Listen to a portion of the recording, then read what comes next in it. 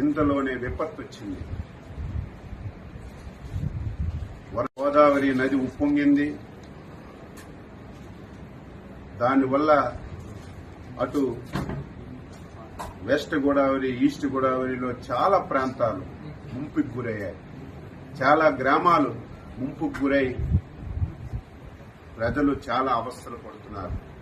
మీరందరూ సజీవ సాక్షులు. గతంలో కూడా మీరు పనిచేశారు.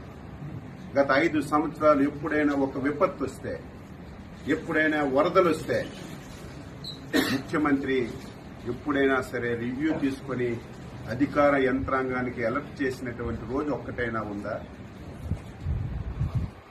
ఆ రోజు 5 సంవత్సరాల్లో ఒక మంత్రి అయినా, ఒక అధికారి అయినా గ్రామాలకు వెళ్లి పేదవాడికి పలకరించినటువంటి దాఖలాలు ఎక్కడైనా ఉందా?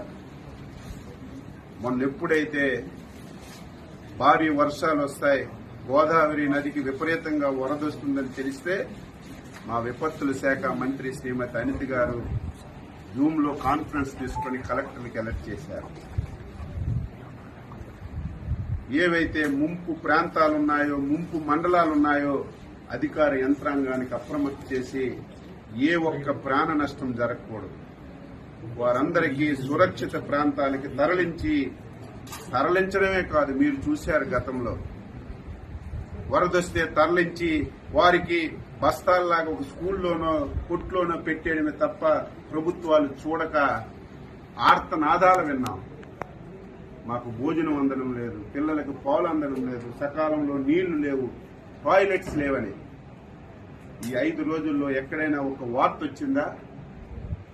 భోజనాలు పెట్టాం, పిల్లలకు పాలు ఇచ్చాం, వాటర్ ఇచ్చాం. వాళ్ళు మళ్లీ నార్మల్ గా వచ్చి ఇంటికి వెళ్లేసరికి 3,000 రూపాయలు పరిహారం కూడా ఇచ్చి వాళ్ళందరికీ న్యాయం చేశాం. ఈ రోజు ఈ 2-3 జిల్లాలు తిరుగుతుంటే గత ప్రభుత్వం పాపాల వల్ల ఏవైతే పురాతనమైనటువంటి కాలువలున్నాయో, గెడ్డలున్నాయో 5 సంవత్సరాలు గాలికి వదిలేశారు. కనీస స్థాయిలో మెయింటెనెన్స్ చేయలేదు. కనీసం ఒక తట్టెడు మట్టి తీసి ఆ కాలువలో ఉన్నటువంటి అడ్డు కూడా తీయకపోవడం వల్ల నిన్న వచ్చినటువంటి వరదలకి ఆ కాలువలు పొంగి వేల ఎకరాలు రైతు పెట్టినటువంటి పంట పూర్తిగా నాశనం అయిపోయింది. నిన్న ఈరోజు చంద్రబాబు నాయుడు గారు అసెంబ్లీలో ప్రకటించారు, మా మంత్రుల బృందానికి పంపిస్తున్నాం, నష్టపోయినటువంటి రైతాంగానికి పలకరించడమే కాకుండా ఎవరైతే పునరావాస కేంద్రాల్లో ఉన్నారో వాళ్ళ దగ్గరికి వెళ్లి వాళ్ళకి అన్ని సదుపాయాలు అందుతున్నాయో లేదో చూసి రైతాంగానికి ఏ విధంగా మనీ సహకారం ఇవ్వాలో అన్ని తెలుసుకొని నాకు చెప్పండి. నేను రైతుల పట్ల చాలా ఉదారంగా ఉన్నాను. అవసరమైతే ఒక పైసా ఎక్కువ ఇచ్చైనా రైతులు కష్టాలు తీర్చి వారి రుణం తీర్చుకుంటానని స్పష్టంగా ముఖ్యమంత్రి గారు చెప్పడం వల్ల మేము బృందాలుగా వచ్చి తిరిగాము. మధ్యలో సెషన్స్ టైంలో కూడా ఎవరైతే స్థానిక మంత్రులు వచ్చి ఒక పూట అసెంబ్లీ చూసి ఒక పూట వచ్చి పలకరించి వచ్చినటువంటి దాఖలాలు. నిన్న ప్రజలు 5 సంవత్సరాలు ఇటువంటి పరిస్థితి ఉంటే ఒక్క ఆఫీసర్ రావడం కానీ, ఒక్క మంత్రి రావడం కానీ, ఒక ఎమ్మెల్యే రావడం కానీ మేము ఎప్పుడు చూడలేదు. మీరు వచ్చారు, ఇదే మాకు ఆనందం అని మీ సాక్షిగానే చాలా మంది నిన్న వారి హర్షాన్ని తెలియజేశారు. ఈ రోజు ఈ ప్రాంతం నాశనం అవడానికి ప్రధాన కారణం ఎర్ర కాలువ. ఇది జంగారెడ్డిగూడెంలో స్టార్ట్ అయి మళ్లీ భీమవరంలో ఎండ్ అవుతుంది. ఈ కాలువ అస్తవ్యస్తంగా ఉంది.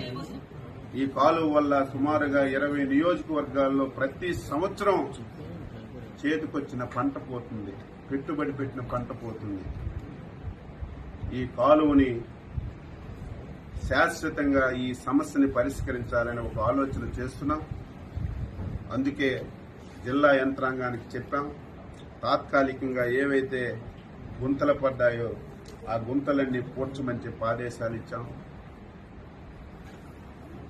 టెంపరీగా రేపు డిసెంబర్కి మళ్లీ వ్యవసాయం పెట్టుకోవడానికి ఎక్కడైతే ఈ స్లూయసెస్ పోయాయో, తలుపులు పోయాయో దాని గురించి ఒక ఎస్టిమేషన్ చేయమని ఆదేశాలు ఇచ్చాం. మళ్లీ ఈ 2 జిల్లాల మంత్రులు ఎమ్మెల్యేలు అందరం కూర్చొని ఇరిగేషన్ అధికారులతో సమావేశం పెట్టి ఈ ఎర్ర కాలువకి శాశ్వత పరిష్కారం కింద మోడరైజేషన్ చేయడానికి ఎంత డబ్బైనా సరే చంద్రబాబు నాయుడు గారి దృష్టిలో పెట్టి ఈ 5 సంవత్సరాల్లో శాశ్వత పరిష్కారం చూపి స్వతంత్రం వచ్చి నుంచి పడుతున్నటువంటి ఈ బాధని తొలగించాలని చిత్తశుద్దితో అంకిత భావంతో పనిచేస్తామని చెప్పి సందర్భంగా తెలియజేస్తూ